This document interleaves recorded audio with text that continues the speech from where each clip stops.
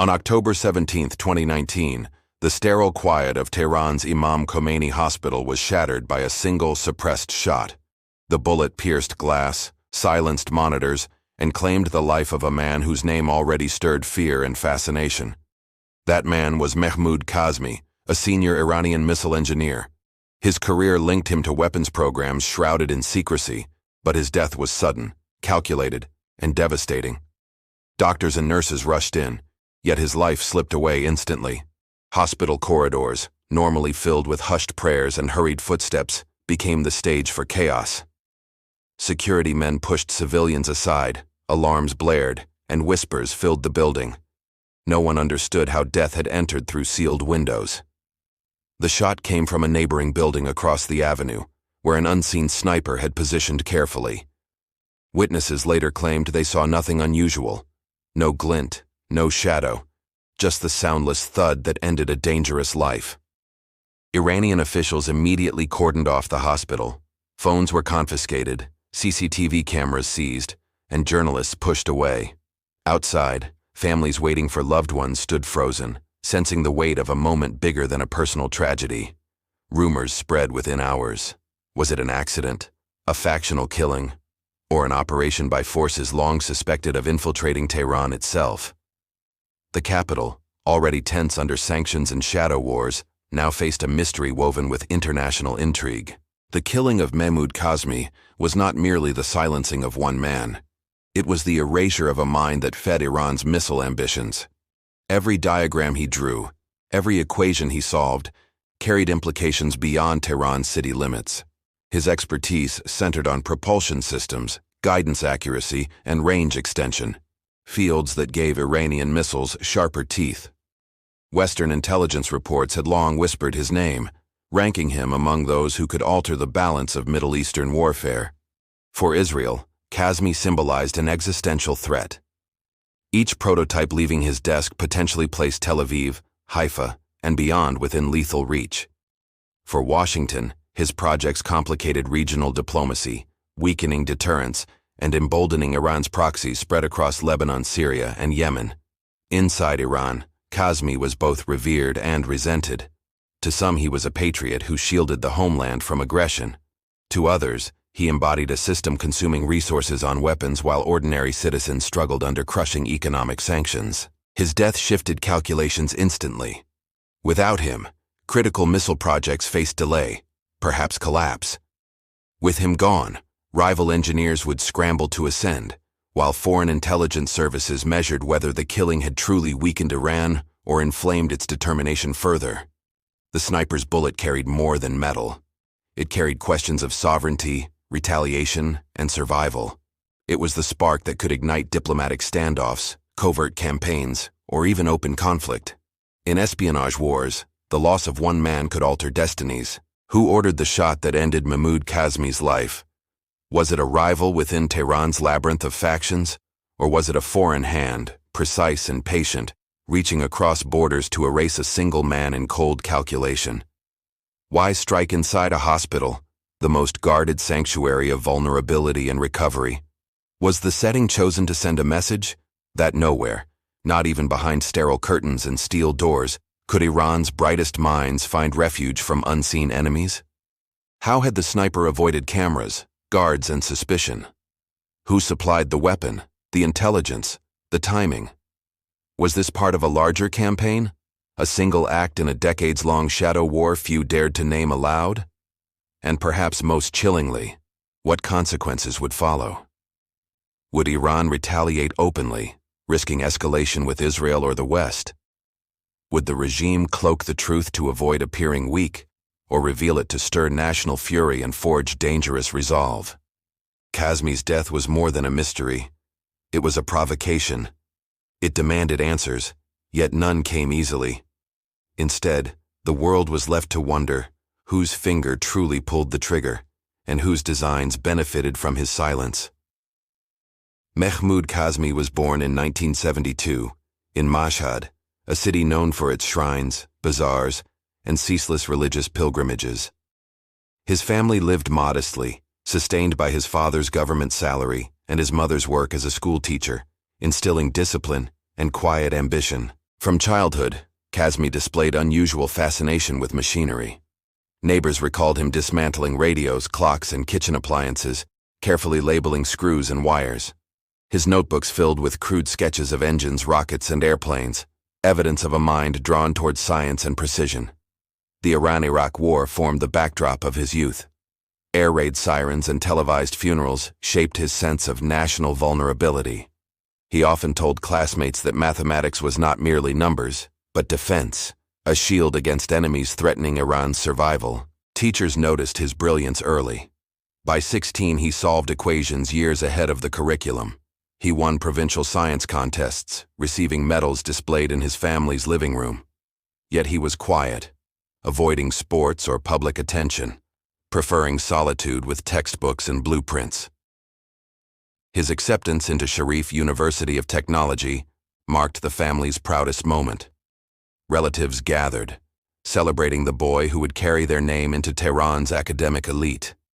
In dormitories, however, he remained an outsider, focused on physics rather than social camaraderie. The university years honed his technical foundation. Professors remembered him as meticulous, submitting assignments with margins aligned and calculations flawless. He rarely challenged authority, but absorbed knowledge intensely, building the skills that later transformed him into a figure central to Iran's defense ambitions. His upbringing balanced tradition and modernity. His parents insisted on prayer, fasting, and attendance at religious gatherings, yet encouraged education as divine duty. This duality fused in Kazmi, producing a man whose faith intertwined seamlessly with scientific purpose. By graduation, Kazmi was more than a talented student. He was a mind identified, courted, and quietly recruited by Iran's expanding military-industrial complex. What began as youthful curiosity about engines and equations was now poised to become a weaponized career in missile engineering. Kazmi's ideology was shaped by the paradox of intellect and insecurity. He believed Iran's survival required technological supremacy. In conversations with colleagues, he often spoke of missiles not as weapons of aggression, but as deterrents against nations seeking Iran's submission. He was meticulous in routine. Each morning began at 5 with prayer, followed by a silent cup of tea sweetened precisely with 2 sugar cubes. His office desk aligned symmetrically, with pens sharpened, papers squared, and no visible clutter. Despite his brilliance, Kazmi was notoriously private. He distrusted telephones, avoided unnecessary travel, and refused interviews. At conferences, he listened intently, but spoke rarely, fearing words could betray intentions. Colleagues described him as a ghost, present, yet deliberately elusive. He carried peculiar habits. He disliked elevators, preferring stairwells even in tall ministry buildings. He wrote notes exclusively in green ink, claiming it clarified his thought process. He never shook hands with strangers, citing both hygiene and security, a detail many remembered. While devoted to engineering, he nurtured odd fascinations. He collected old maps, especially those depicting shifting borders of the Middle East. He also kept caged birds, tending to them quietly, remarking once that creatures of flight symbolized freedom denied to nations under siege. This blend of ascetic discipline and eccentric quirks made Kazmi difficult to understand. To his peers, he was brilliant yet distant. To intelligence agencies studying him from afar, these peculiarities were clues, threads that hinted at vulnerabilities, routines, and the shape of his guarded life. Among colleagues, Kazmi carried the nickname the Architect. It reflected his precision in designing missile systems and his obsession with structural integrity. He was said to recheck every blueprint 3 times, convinced that mistakes in paper could translate into battlefield disasters. Within Iran's military establishment, whispers called him Silent Falcon. Unlike louder personalities who courted recognition, Kazmi preferred to operate quietly, observing without comment. His ability to appear unnoticed in meetings yet command respect left a lasting impression on superiors. Kazmi's self-image rested on dual foundations. Privately, he considered himself a servant of divine duty, often quoting lines about science as worship.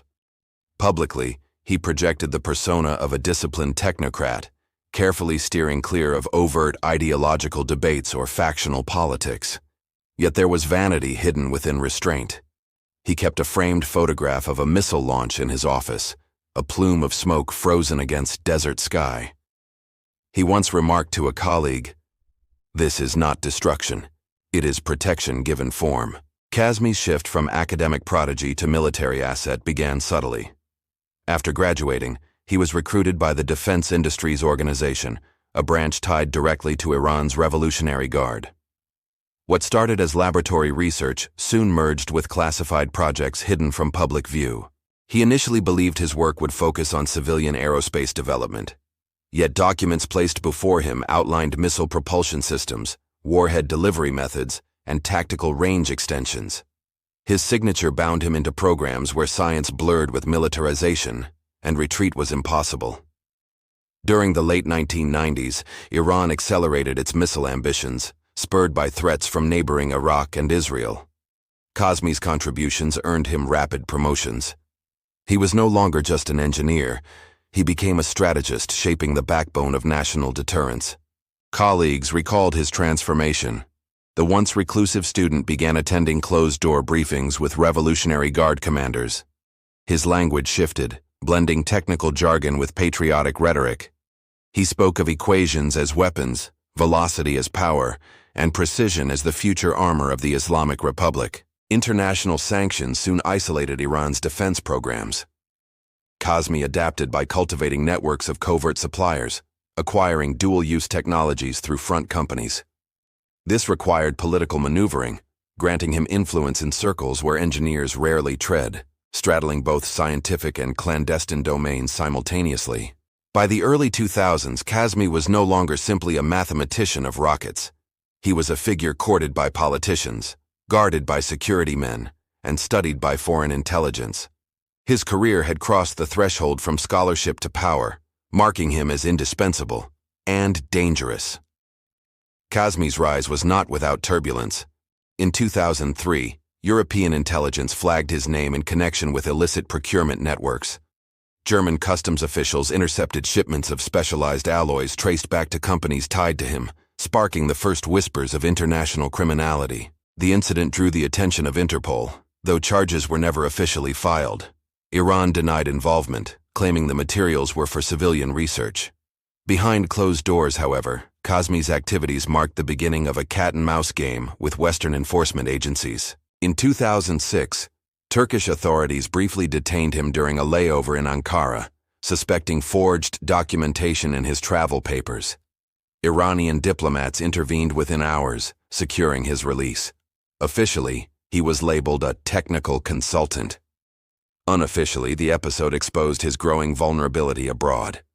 Reports suggest that by 2008, Kazmi was under surveillance in Dubai, where he allegedly met brokers supplying advanced gyroscopes. Local authorities recorded his presence but avoided arrest, fearing diplomatic fallout. Each episode painted him less as scientist, more as shadow operative. Back home, his encounters were framed as acts of courage against Western hostility. Iranian state media portrayed foreign detentions as harassment of a patriot. This narrative elevated his status domestically, transforming accusations of crime into badges of resistance. Yet for intelligence agencies, these brushes with law signaled escalation. Kazmi was no longer cloaked in academic anonymity. He was a figure actively circumventing embargoes, openly challenging global restrictions. His file thickened with every intercepted shipment, every detained flight, every whispered deal. Kazmi's closest brush with ruin came in 2010, when he was detained during a secretive mission in Azerbaijan. Local security forces claimed he carried encrypted hard drives containing missile schematics. For 12 days, he vanished from official records, sparking diplomatic tension. Iranian state television later broadcast his return, framing him as a victim of foreign conspiracy. Off-camera whispers circulated that he endured harsh interrogations, possibly even torture, designed to break his silence and extract details about Tehran's clandestine weapons projects. Friends recalled him afterward as a changed man. He spoke less, trusted fewer people, and carried a lingering tremor in his hands. He claimed his captors had tried to poison his food, leaving him with lasting digestive ailments. Whether these claims were exaggerated remains unclear, but their impact was undeniable. His sense of mission hardened. He began to view himself not merely as an engineer, but as a soldier of endurance, forged by captivity, surviving to defend Iran against all enemies. Following his detention, Kazmi deepened his ties with Iran's Revolutionary Guard Corps. By 2011, he had become more than an engineer. He was an advisor to specialized units overseeing missile deployments. His influence shifted from laboratories into command centers shaping strategy. He allegedly played a role in establishing covert research cells within Tehran's universities. These groups operated under the guise of civilian aerospace study, but their real mandate was weapons innovation. Students unknowingly contributed data later integrated into classified missile programs. Kazmi also became linked with front companies abroad. Intelligence reports suggested he helped found firms in Malaysia and Belarus designed to launder purchases of restricted technology. These entities masked their activities with civilian contracts while discreetly funneling materials into Iran. His role expanded into mentorship. Younger engineers referred to him as Ustad, the master, a figure who bridged theory and practice. Under his watch, small teams refined guidance systems, experimenting with technologies that would one day redefine Iran's ballistic capabilities. Western agencies viewed these developments with alarm. Each group he joined or founded blurred lines between academia, commerce, and militancy. He was no longer an individual actor, but the nucleus of networks capable of sustaining Tehran's ambitions under crushing sanctions. By 2014, Kazmi stood at the crossroads of science, militancy, and clandestine commerce. His associations made him indispensable to Iran, yet painted a sharper target on his back. To adversaries, every group he touched was another reason he could not be left alive. By 2015, Kazmi's activities had evolved beyond procurement.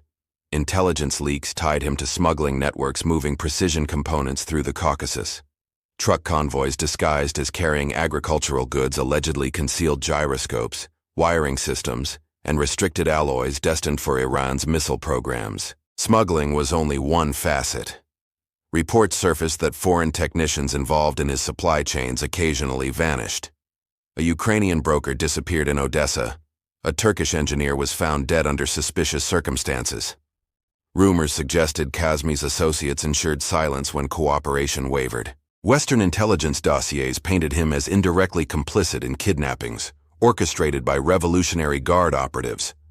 Though never proven, his name surfaced repeatedly in cables describing businessmen forced into cooperation, coerced to deliver technologies vital to missile advancements. Killings shadowed his networks. A Jordanian intermediary was shot in Amman, allegedly for threatening exposure. In Malaysia, a warehouse fire killed 2 employees linked to shell companies under Kazmi's umbrella. The accidents were never conclusively traced, yet suspicions pointed toward engineered elimination. For Tehran, these operations were framed as protective measures against betrayal. For Israel and the West, they marked a transition. Kazmi was no longer merely designing rockets. He was entwined in a system where survival required coercion, intimidation, and blood. By the time sanctions intensified in 2017, Kazmi's name was synonymous with Iran's shadow supply chains. He was both mastermind and enforcer, orchestrating flows of technology and silencing dissent. His escalation had transformed him into more than a scientist. He was an operator. On March 12, 2016, Kazmi allegedly supervised the arrival of carbon fiber shipments through Bandar Abbas port. Manifests listed them as fishing equipment. Satellite surveillance later revealed the materials diverted to a missile facility near Semnan, fueling upgrades to longer-range prototypes. In October 2017, French customs intercepted a consignment of inertial navigation chips traced back to a Belarusian shell company.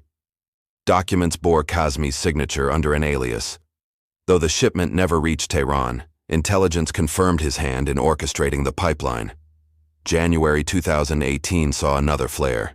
A Jordanian businessman cooperating with Kazmi vanished after boarding a flight from Amman to Istanbul. Turkish authorities discovered his luggage abandoned. Western intelligence linked his disappearance to disputes over payment within Kazmi's procurement networks. By July 2019, surveillance in Kuala Lumpur captured images of Kazmi meeting a North Korean intermediary. The rendezvous, conducted in a deserted warehouse, reportedly involved discussions on solid fuel technology. The meeting underscored his reach, stretching across continents, defying sanctions, threading alliances of pariah states. The final recorded incident before his death occurred in September 2019. Intelligence indicated Kazmi oversaw covert testing of an upgraded Shahab missile variant. Witnesses described a desert launch cloaked in secrecy, the warhead's trajectory confirming advancements only possible through years of clandestine acquisitions. Each incident layered upon the next, building a dossier thicker than most. For adversaries, the pattern was undeniable. Kazmi was not merely a cog, but a driver of Iran's most dangerous ambitions. To leave him alive was to invite disaster. By late 2019, Mehmood Kazmi's name was etched into intelligence briefings across Washington, Tel Aviv, London, and Paris. His role in sustaining Iran's missile program had elevated him from obscure engineer to global threat, a man whose disappearance became strategic necessity. The United States Treasury Department sanctioned him under Executive Order 13382, listing him as a proliferator of weapons of mass destruction. His assets abroad were frozen, and companies linked to his aliases were flagged as nodes in illicit procurement webs. Israel's Mossad placed him on their Category 1 watch list, ranking alongside figures tied to Hezbollah and Hamas. Internal memoranda reportedly referred to him as the core engineer, signaling that his elimination was viewed not as optional, but essential. In Europe, intelligence services circulated his photograph under restricted channels. Border authorities were instructed to detain or monitor him if spotted. Airports in Frankfurt, Vienna, and Milan quietly added his name to no-fly systems, limiting his ability to maneuver internationally. Even Russia, often sympathetic to Tehran, grew cautious. Reports suggest Moscow warned him discreetly during a 2018 defense conference, advising against reckless travel. Their message was clear: his notoriety risked drawing unwanted surveillance even into supposedly neutral arenas. Kazmi himself sensed the tightening net.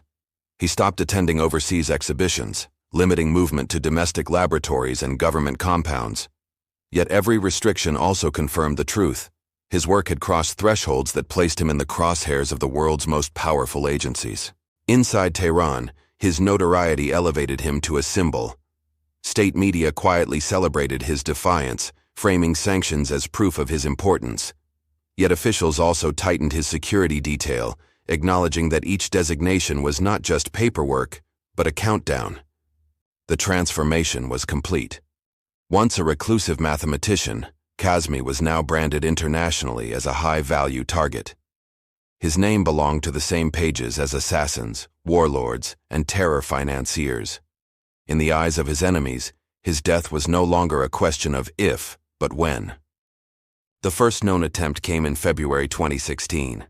Driving through northern Tehran, Kazmi's convoy was struck by a roadside device.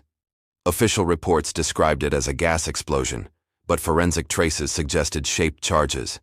His armored vehicle absorbed the blast, leaving him shaken yet alive. In August 2017, a suspicious illness struck him during a conference in Damascus.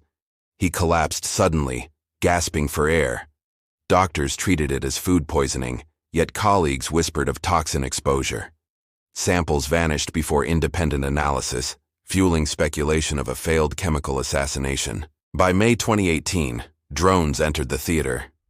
Iranian media downplayed an incident near Parchin, where a quadcopter infiltrated restricted airspace before crashing.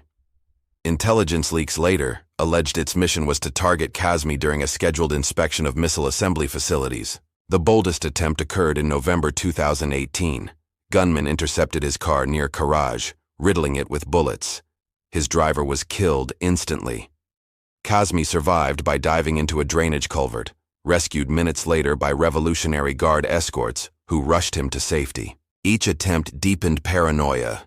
His daily routines shifted constantly: different routes to work, irregular sleeping quarters, unannounced relocations. He avoided restaurants, refused public gatherings, and limited communication even with family. convinced every interaction could mask surveillance or bait for another strike. Iranian authorities blamed foreign intelligence services, chiefly Israel's Mossad, for orchestrating the attacks.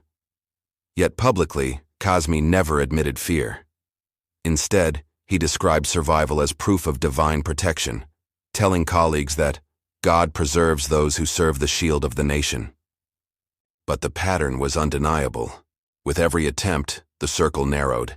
His enemies refined their methods: explosives, poisons, drones, firearms, each more direct, each closer to success. For Kazmi, survival became not a guarantee, but a dwindling lottery of chance and caution. By late 2019, whispers in Tehran grew louder. Even his protectors acknowledged inevitability. The question was not whether Kazmi would be killed, but how spectacularly and where. Every shadow carried danger. Every silence suggested a sniper's breath waiting in the dark. By the end of 2019, even Kazmi's closest allies admitted privately that survival was unsustainable. The net around him had tightened to a chokehold, and each failed assassination attempt only heightened the certainty that another, more successful strike was inevitable. He sensed it himself. Friends recalled him staring silently from office windows, watching city traffic below. "One day," he muttered, "they will be waiting out there."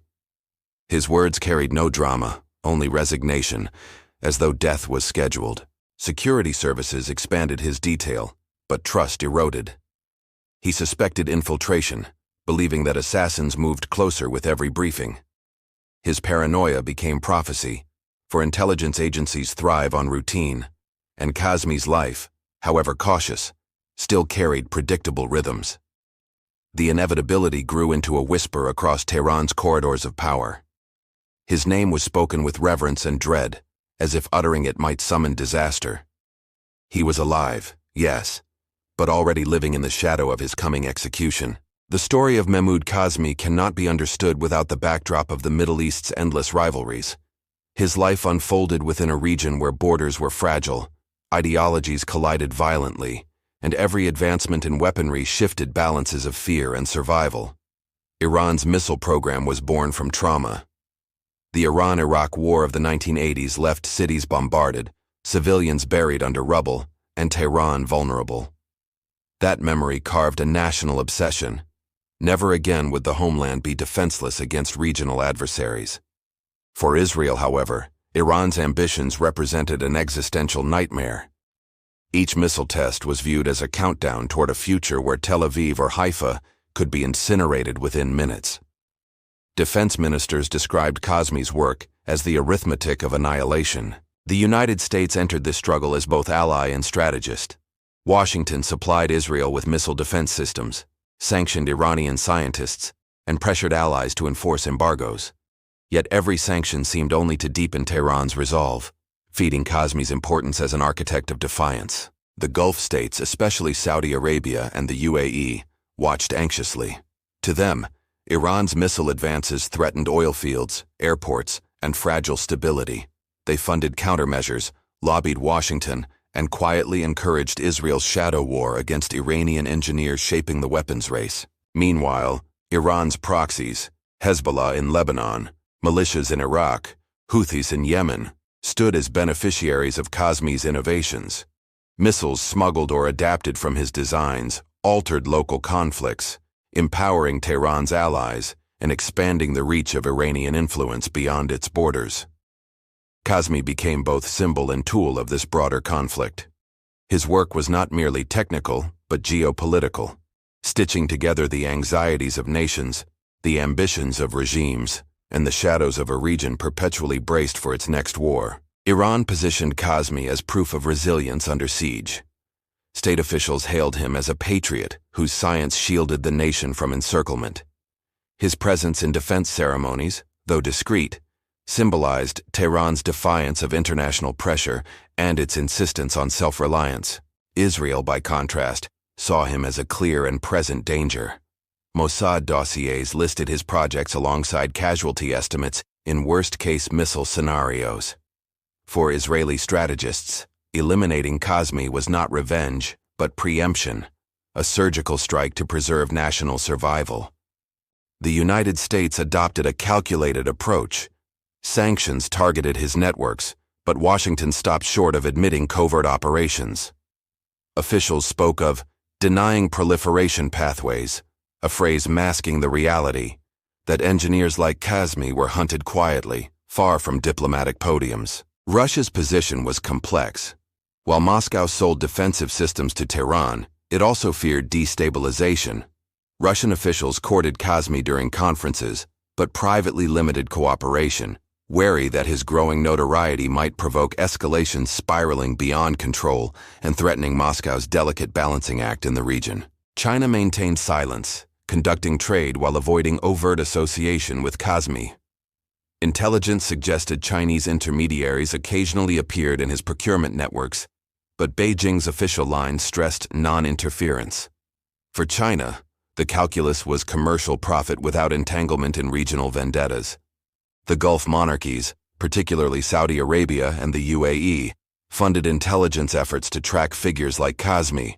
They supplied allies with information, lobbied Washington, and privately applauded any strike that clipped Tehran's wings. His death to them would represent security bought without firing a shot. In Europe, governments condemned proliferation while quietly acknowledging helplessness. Intelligence agencies tracked his movements but lacked mandate for intervention. Publicly, they framed him as a threat to international order. Privately, they relied on Israel and the United States to neutralize him. Thus, Kazmi existed within a geopolitical chessboard, where every country's stance sharpened his peril. Allies praised him, adversaries marked him, and neutrals watched cautiously. His life became a reflection of national postures, his death a potential reshaping of alliances etched in shadow warfare. Mehmood Kazmi mattered because he embodied the fusion of intellect and defiance. Unlike generals or politicians, his power lay in equations and designs. Each project he advanced shifted Iran closer to strategic parity, threatening adversaries who relied on technological superiority for survival. Unlike many colleagues, Kazmi specialized in propulsion systems, the difference between regional threats and intercontinental menace. Western analysts feared his breakthroughs might extend Iranian missile range beyond the Middle East, placing European capitals within reach, altering the entire security architecture of NATO. His significance also lay in networks. Kazmi bridged scientists, smugglers, and soldiers. He was the glue binding disparate worlds: academic innovation, clandestine procurement, and battlefield application. Without him, projects slowed.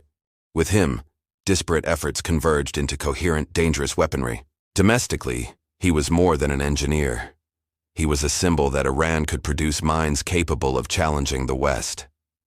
State media celebrated his silence as strength, presenting him as the unseen guardian whose calculations safeguarded the republic's independence against foreign intimidation. For Israel, he represented inevitability. Every missile that rose from Iranian soil carried his fingerprints. His survival meant future barrages, more advanced warheads, greater risks to cities already within range. To eliminate him was to delay a threat edging closer daily. Even among Iran's allies, Kazmi mattered. Hezbollah's arsenal in Lebanon, Houthi strikes on Saudi Arabia, and militia rockets in Iraq often bore technical elements linked to his designs. He was the hidden architect of proxy power projection, reshaping conflicts far from Tehran. In espionage terms, Kazmi was the high-value node whose removal promised maximum disruption. His knowledge could not be replicated quickly. His absence meant years of recovery. His death was not symbolic alone, it was operationally strategic, worth the highest risks. Thus, Kazmi mattered not merely because of who he was, but because of what he enabled. He was the multiplier, the catalyst, the mind that converted ambition into capability. For his enemies, the choice was stark: neutralize Kazmi, or live with the consequences of his survival. In early October 2019, weeks before Kazmi's death, a small team of operatives began arriving in Tehran. They traveled separately, under aliases stitched with false documents. Flights from Athens, Vienna, and Tbilisi brought them in, each step buried beneath ordinary travel patterns. The first arrived on October 3rd, posing as a Greek businessman seeking partnerships in Tehran's textile sector. His passport carried subtle forgeries, Stamps matched authentic sequences, airline tickets booked through real agencies. He checked into a mid-range hotel, blending effortlessly. A second operative entered through Imam Khomeini Airport on October 7th. Her cover identified her as a nurse contracted by a humanitarian organization. In reality, her suitcase contained encrypted communication devices, cash in multiple currencies, and small tools disguised as cosmetics. 2 more followed days later, one overland via Armenia, another through a tourist visa from Georgia. Their presence raised no alarms. Tehran, accustomed to foreign businessmen and aid workers, overlooked the ordinary faces concealing extraordinary purpose, the elimination of Iran's prized missile engineer. The operatives carried no single nationality. Some were European, one possibly Arab, yet all connected to Mossad's clandestine architecture. Their aliases were stitched to withstand scrutiny, their roles rehearsed until their stories flowed like truth under interrogation. Their task was clear: map Kazmi's routines, study his vulnerabilities, and prepare the stage for a strike that would echo across the region. Their arrival was not explosive. It was silent, calculated, a shadow slipping into the heart of Tehran unnoticed. Once inside Tehran, the operatives dispersed strategically. 2 checked into hotels near Vali Asr Avenue, posing as European consultants. Another rented an apartment through a local broker, using a false passport. Their lodgings formed a triangular net surrounding Kazmi's known routes. Each evening, they convened discreetly in cafes and restaurants, blending with foreign visitors. Conversations were coded, exchanges short. Surveillance photographs of Kazmi were reviewed on encrypted tablets, while hand-drawn maps detailed choke points, blind spots, and potential sniper vantage positions. The hospitals became focal points. Intelligence suggested Kazmi's health was fragile, requiring periodic visits. One operative, under the nurse alias, gained access to patient intake areas. She studied staff routines, door locks, and camera angles, noting vulnerabilities in real time. Across the street from Imam Khomeini Hospital, another operative rented a room on the 7th floor of a commercial building. From this height, sightlines extended directly into Kazmi's usual ward. Laser rangefinders confirmed angles, ensuring precision down to centimeters. The surveillance extended beyond buildings. Operatives shadowed his convoys, noting when escorts rotated, when vehicles idled too long, and when Kazmi was left momentarily exposed. Patterns emerged, irregular but not impervious, each anomaly a potential crack in his armor. By October 15th, the team had constructed a complete dossier: movement schedules, medical appointments, architectural blueprints of hospital wings. The city around them bustled unaware, yet within shadows, an invisible clock ticked closer to the moment of execution. October 17, 2019 began like any other in Tehran. The air was heavy with autumn haze, traffic snarled the boulevards, and pedestrians hurried through the capital's rhythm. Yet beneath this ordinary facade, an operation years in planning moved toward climax. At 8:15 a.m., Kazmi's convoy departed his residence in northern Tehran. 2 sedans escorted him, their tinted windows concealing guards. They moved cautiously, alternating routes. Still, surveillance teams knew this morning's destination: Imam Khomeini Hospital, scheduled for routine cardiac monitoring. By 9:30 a.m., the nurse operative entered the hospital, blending seamlessly with legitimate staff. She stationed herself near the intake desk, watching carefully. Minutes later, Kazmi arrived, ushered by guards through sliding glass doors toward the 3rd-floor private ward. On the 7th floor of the opposite commercial building, the sniper prepared. A customized rifle, disassembled in luggage days earlier, was reassembled with surgical precision. A suppressor extended its barrel, bipod leveled the weapon, and scope calibrated to hospital window panes. At 10:05 a.m., Kazmi settled into his room. Medical staff adjusted monitors, unaware of crosshairs settling on glass. The sniper controlled breath, gauged distance. Encrypted radios murmured updates. Across the street, observers confirmed guards distracted by patient intake formalities below. At precisely 10:12 a.m., the trigger pulled. The bullet traveled silently, glass spiderwebbed. Monitors shrieked. Kazmi collapsed instantly, struck through the chest. Doctors scrambled, security surged, yet the fatal blow was irreversible. The sniper dismantled weapon calmly, leaving no trace but shattered certainty. Outside, Tehran continued its day, cars honking, vendors selling, pedestrians unaware. Inside the hospital, chaos reigned. Guards barked orders, cameras seized, corridors sealed. Within seconds, an assassination long imagined had crossed from blueprint into bloody reality. The operation's success lay not in spectacle, but precision. Each movement, from convoy tracking to sniper timing, unfolded like clockwork. The day began with Tehran's ordinary pulse and ended with its most secret engineer silenced by a single invisible shot. The rifle used was a customized variant of the Barrett MRAD, chosen for its modular design and adaptability. Smuggled into Tehran in pieces hidden within camera equipment cases, it was reassembled only hours before the operation, reducing exposure to detection. The suppressor, crafted from advanced alloys, muted the discharge to a faint thud easily masked by hospital machinery and city traffic. Specialized subsonic ammunition minimized ballistic signature, leaving no telltale crack that could betray the sniper's hidden perch. Optics were equally advanced. The scope included laser range-finding capabilities, pre-calibrated to the hospital window. Calculations accounted for glass thickness, light distortion, and building distance, ensuring the bullet struck with surgical accuracy despite the barriers between shooter and target. Communications relied on encrypted burst transmissions, devices disguised as medical pagers. Operatives coordinated movements with minimal chatter, transmitting only location confirmations and timestamps.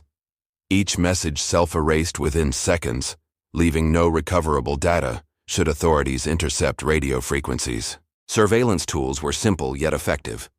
Disposable cameras mapped security layouts, while miniature drones disguised as hobbyist toys scouted rooftops. Even locks within safe houses were bypassed with electronic picks, tools compact enough to appear as harmless keychains if discovered. Every instrument reflected the philosophy of Mossad operations: invisibility over confrontation, precision over spectacle. Tools existed not to fight prolonged battles, but to ensure one silent, decisive strike. Kazmi's death was the result of years of technological refinement matched to operational discipline. The hours before the shot unfolded with nerve-wracking tension. At 9:45 a.m., a guard unexpectedly lingered near Kazmi's hospital window, smoking a cigarette. The sniper froze, finger hovering. One wrong movement, one reflection on glass could unravel everything. Minutes later, a janitor entered the sniper's building unexpectedly, pushing a mop bucket along the corridor. The operative placed a "Maintenance in Progress" sign at the stairwell just seconds before, averting suspicion. The janitor turned back, leaving the floor untouched. Inside the hospital, confusion nearly compromised timing. Kazmi requested water, and nurses delayed transferring him to his ward. Operatives whispered updates over encrypted pagers, stretching the window of opportunity thinner. Every second risked the appearance of guards scanning rooftops. The final moment came only when all distractions aligned: guards repositioned, staff distracted, and Kazmi seated against the window's outline.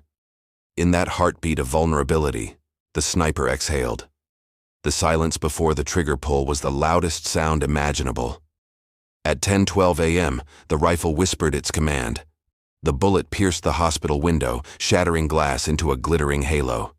Kazmi stiffened, eyes wide, then collapsed sideways. Monitors erupted in alarms, their shrill tones marking the end of secrecy. Doctors lunged forward, pressing hands against his chest.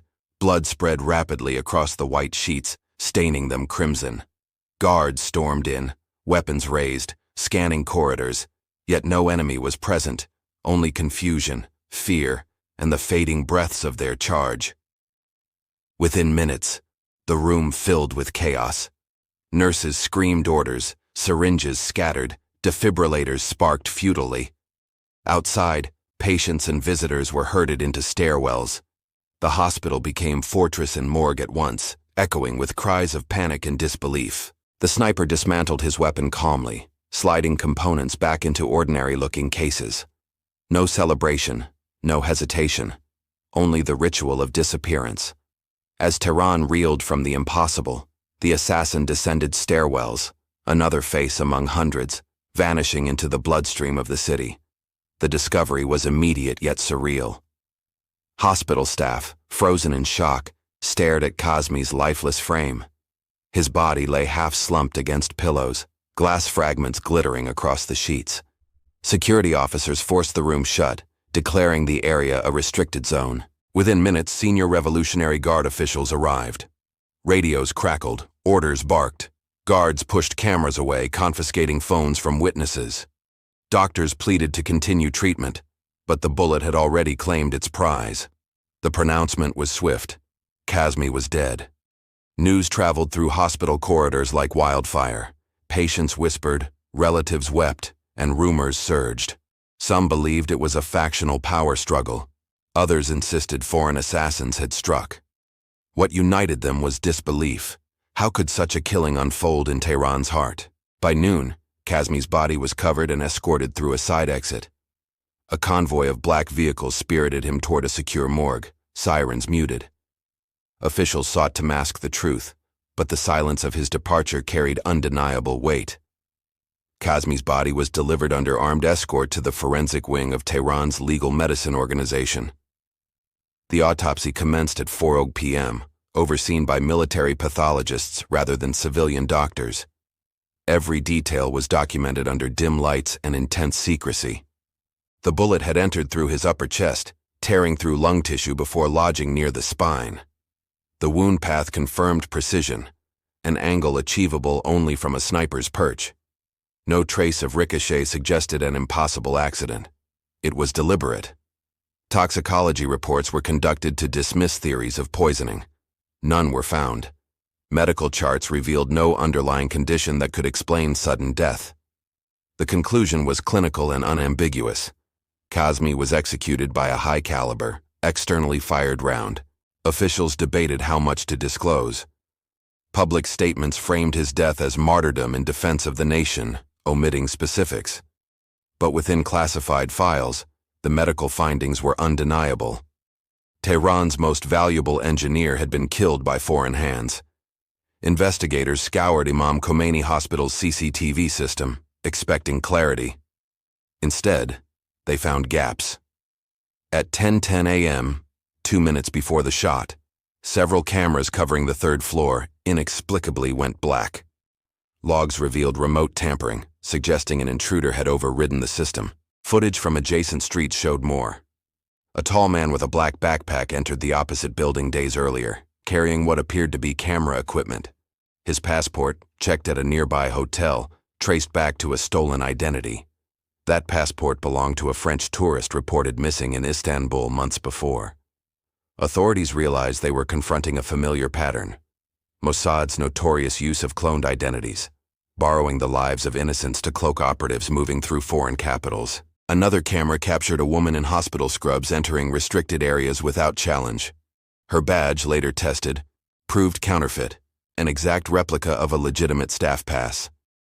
Investigators concluded an insider may have facilitated her access, raising specters of betrayal. The scandal deepened when border officials cross-checked flight records. Several foreigners who entered Tehran in early October departed within 24 hours of the assassination. Their passports, traced by Interpol, were linked to multiple identities used in prior covert operations worldwide. Iranian media hesitated, pressured by officials. Yet whispers leaked about falsified documents, vanishing operatives, and compromised security. The narrative shifted from random tragedy to deliberate infiltration, a ghostly intrusion, leaving only fragments of faces and names stitched from other people's lives. Within days, Tehran erupted with outrage. State media framed Kazmi's killing as proof of a foreign conspiracy, accusing Israel directly while hinting at American complicity. Funeral posters appeared across the capital, depicting him as a martyr whose blood sealed Iran's resistance. Diplomatic channels trembled. Iranian envoys stormed European embassies, demanding accountability for forged passports used by the assassins. Ambassadors denied involvement, yet Tehran expelled several diplomats, signaling the affair had shattered fragile lines of trust between Iran and the West. Israel maintained silence, neither confirming nor denying. Privately, intelligence leaks suggested celebrations in Tel Aviv. Officials viewed the operation as a victory within their war between wars, a strategy designed to cripple adversaries without escalating into outright conflict. Washington deflected, insisting it had no role. Yet analysts noted the timing. Just as sanctions reached peak intensity, eliminating Kazmi crippled Iran's ability to adapt. For many observers, the overlap was too convenient to dismiss as coincidence. Allies of Iran reacted with fury. Hezbollah's leaders promised retaliation, while Houthi militias in Yemen dedicated missile launches to Kazmi's memory. In Iraq, militias declared his assassination an attack on all resistance forces, further entangling Tehran's shadow war with regional tensions. Globally, the incident underscored a chilling truth. Assassinations were no longer confined to battlefields. They unfolded in hospitals, on highways, in broad daylight. Governments condemned the act publicly while quietly studying its efficiency, knowing one day they too might borrow the method. Behind every assassination lies a machine without face or fingerprint. Agencies like Mossad are more than intelligence services. They are bureaucracies of shadows, paper trails hidden in safes, operations buried under layers of approval, committees and signatures never meant for sunlight. Their corridors are quiet, lined with locked doors where decisions of life and death pass like memos. Files on engineers, scientists, and generals become currency. Targets are debated clinically, stripped of humanity, reduced to probability charts and strategic gains. The bureaucracy thrives on invisibility. It recruits linguists, forgers, financiers, psychologists, legions who never fire a bullet, yet make the bullet inevitable. Every operation is the culmination of clerks, analysts, and desk officers who remain forever nameless. History whispers of such empires. Rome had its assassins, the Cold War its spies. But today's phantom bureaucracy is unprecedented. It moves across borders without armies, wielding paperwork as camouflage, and precision killings as tools of foreign policy. For Kazmi, this machinery was his true adversary. Not the sniper across the street, but the system that selected his name months earlier, turned it into a file, and approved the signature that ended his life in silence. Beneath the bureaucracy are the legions, operatives trained not for glory but for disappearance. Each is sculpted into an archetype: the forger who bends identities, the ghost who enters undetected, the watcher who waits endlessly until precision demands action. They carry no medals, no uniforms. Their victories are measured in silence. Success is not celebration, but the absence of consequence. No trail, no capture, no proof. To the world, they never existed. To history, they left only shadows. Training is relentless. Language is drilled until accents dissolve. Habits erased until lives can be borrowed seamlessly. Operatives learn patience measured in weeks, months, even years. A mission may consist of nothing but waiting for a single fleeting opportunity. When summoned, they operate as myths given flesh. In Tehran, Kazmi's hunters moved like archetypes themselves: the nurse, the watcher, the sniper, each playing a role rehearsed countless times before. Together, they formed a legion whose true power was invisibility. The Tehran strike echoed earlier shadows. In 2010, scientists tied to Iran's nuclear program fell to magnetized bombs affixed beneath car doors in morning traffic. The explosions rattled commuters, leaving bodies twisted in steel while assassins vanished into the cityscape. Further back in 1997, a Hamas commander in Amman was poisoned by agents disguised as Canadian tourists. The antidote, demanded by Jordan's furious king, exposed Mossad's hand. The mission failed, yet it reminded the world of Israel's audacity. In 2010 again, Dubai's CCTV captured a ballet of operatives who hunted Hamas leader Mahmoud al-Mabhouh. Dozens of identities were borrowed, cameras documented every step, yet by the time authorities pieced together the mosaic, the assassins had already dissolved abroad. Each mission left questions unresolved: how identities were forged, how weapons crossed borders, how ordinary hotels and airports became theaters of clandestine killings. The answers rarely surfaced. What endured were whispers, dossiers, and the silent certainty of invisible wars. Kazmi's death was part of this continuum, not isolated, but an echo layered upon decades of operations. His story joined a gallery of assassinations that blurred legality, morality, and sovereignty, scenes stitched together by the same unseen hands. Above the legion sit the architects, politicians, generals, and intelligence chiefs who approve killings with the stroke of a pen. They are not warriors, but bureaucrats balancing risk and reward, convinced that bloodshed in shadows preserves safety in daylight. Yet these figures are flawed. Ego, fear, and ambition drive their choices as much as strategy. They imagine themselves gods, pulling strings from behind curtains, deciding fates of men like Kazmi. But even gods leave fingerprints in history's margins. In Tehran, one bullet revealed their power, and their cold willingness to wield death as policy. Kazmi's funeral unfolded under heavy skies, a procession through Tehran that drew thousands. His coffin, draped in the Iranian flag, was carried on shoulders of guards. Loudspeakers blared hymns, while officials declared him a martyr who died defending the Republic. Crowds wept openly, some chanting oaths of vengeance. Banners displayed his portrait, framed with missiles and calligraphy promising resistance. State television broadcast every moment, transforming grief into spectacle, ensuring his death became not personal tragedy, but collective rallying cry. Security was suffocating. Rooftops bristled with snipers, streets sealed by armored vehicles. Foreign journalists were kept at distance. Inside the procession, speeches blended mourning with fury, promising retaliation against enemies responsible for stealing Iran's brightest mind.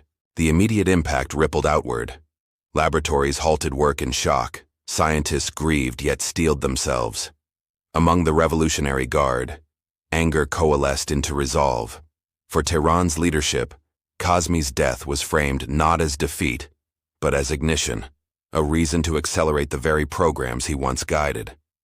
Kazmi's death left a vacuum difficult to fill. His technical expertise was unique, his networks carefully cultivated. Replacement required not just knowledge but trust, qualities forged over decades. Projects slowed, deadlines slipped, and Iran's missile program temporarily staggered under the weight of absence. Yet his assassination also hardened resolve. Tehran launched initiatives to train new generations of engineers, promising self-sufficiency. His name became attached to scholarships and laboratories, ensuring memory fused with continuity. Instead of paralysis, his death galvanized an institutional determination to outpace foreign assassins. Internationally, the killing deepened mistrust. Negotiations over nuclear and missile restrictions became fraught, Iranian officials citing Kazmi's death as proof diplomacy was worthless.